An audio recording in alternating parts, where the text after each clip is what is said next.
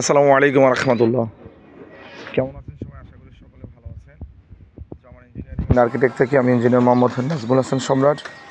আজ রয়েছে বুড়িচং পশ্চিমপাড়া, এই যে প্রাইমারি স্কুল সংলগ্ন আমাদের একটি প্রজেক্ট রয়েছে G+4 প্রজেক্টের সাথে রড বাইন্ডিংয়ের চেকআপে আসছে ইনশাআল্লাহ। এখনও পুরোপুরি কাজ শেষ হয় নাই। যেমন এখানে কিছু কাট আছে, আপডাউন, এগুলো চেঞ্জ হবে, এখানে রোলিং হবে, এগুলো খুলে ফেলবে, এগুলো থাকবে না, এগুলো জাস্ট ওইটা সাপোর্টিংয়ের জন্য বর্তমানে দেওয়া, এগুলো খুলে ফেলবে আজকে, এগুলো খুলে ফেলবে, এগুলো থাকবে না।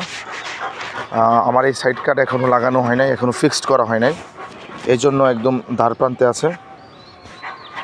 ইনশাআল্লাহ এটি কোনো সমস্যা নাই। শীট মোটামুটি আলহামদুলিল্লাহ। হ্যাঁ, আপনাদের একটা প্রশ্ন থাকে যে আমরা ছাদের মধ্যে পলি ব্যবহার করব কি না। যদি আপনি পলি ব্যবহার করার খুব একান্ত প্রয়োজন হয় তাহলে দেখবেন আপনার বাসার যে শীট ব্যবহার করছে ওই শীটটা ফ্রেশ কিনা বা ছিদ্রবিহীন কিনা। যদি ছিদ্রবিহীন থাকে, যদি ফ্রেশ থাকে, তাহলে আপনাকে পলিথিন ব্যবহার করার বা পলি ব্যবহার করার কোনো দরকার নেই। আর এখানে সুন্দর একটা কাজ করছে, উনি স্যাফারিটের রিং দিয়ে দিয়েছে, ভীম এবং কলামের মধ্যে উনি দিয়ে দিয়েছে। ছাদ পর্যবেক্ষণ আছে,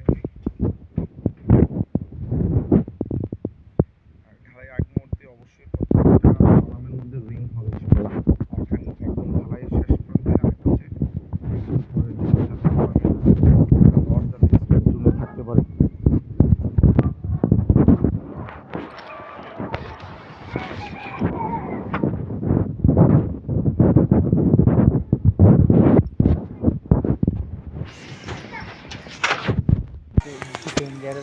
হ্যাঁ, ডেঞ্জারাস মুভমেন্টে কখনো লিফিং থাকবে না, হোক আর যাই হোক।